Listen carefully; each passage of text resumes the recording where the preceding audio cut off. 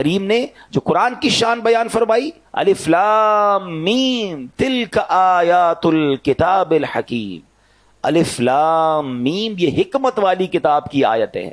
یعنی قرآن کریم کی پہلی شان تو یہ ہے کہ ہر لفظ حکمت بھرا ہے، ہر لفظ میں خزانے ہیں. اور آگے ارشاد فرمایا ہدن یعنی ہدایت.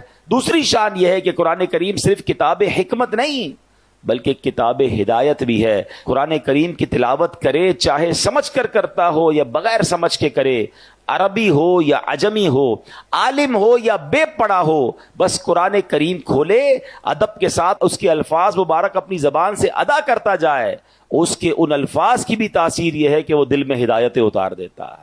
سمجھ نہ بھی آئے تو تلاوت قرآن امپیکٹ رکھتی ہے. آج بھی آپ دیکھ لیں، ہم میں بہت سارے ایسے لوگ ہیں جن کو قرآن سمجھ نہیں آتا، لیکن کوئی بہترین قاری تلاوت کرے، کوئی بہترین قاری تراویح میں پڑھ رہا ہو تو قرآن سنتے جائیں تو دل نرم ہو جاتا ہے، آنکھوں سے آنسو نکلنا شروع ہو جاتے ہیں. اٹ مینز قرآن دل پر براہ راست اثر کرتا ہے. اور آگے فرمایا وَرَحْمَةً لِّلْمُحْسِنِينَ، اور رحمت ہیں نیکوں کے لیے. تو قرآن کریم کی تیسری شان کیا ہے؟ جو اول تا آخر رحمت ہی رحمت ہے. دنیا کی کوئی ایسی کتاب نہیں جس کے ایک ایک حرف کو تلاوت کرنے پر 10 نیکیاں ملتی ہوں. یہ صرف قرآن پاک کی شان ہے.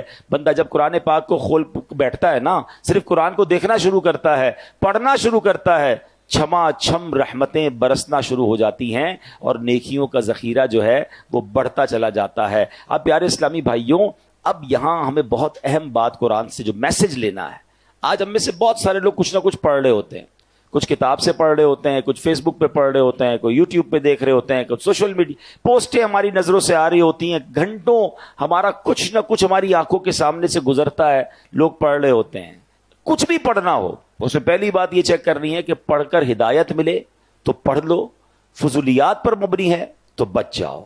جو پڑھ رہے ہو اس سے حکمت و نصیحت ملتی ہے تو پڑھ لو، فضولیات ہیں، گمراہی آتی ہے، نیکی سے دور ہو جاؤ گے، اس سے بچ جاؤ. اگر اسے پڑھ کر ثواب ملنے کی امید ہے تو پڑھ لو، اور ثواب ملنے کی امید نہیں بلکہ گناہ کی امید ہے، اس سے بچ جاؤ. تو اب یہ کلیہ سامنے رکھ لیں کہ کیا دیکھنا ہے، کیا سننا ہے، کیا نہیں سننا، کیا پڑھنا ہے، کیا نہیں پڑھنا. اگر یہ بات ہمیں سمجھ آ جائے تو قرآن نے اپنی شان بھی بیان کر دی، اور رہتی دنیا کو پڑھنا، سننا، دیکھنا کیا ہے اور کیا نہیں دیکھنا اس کا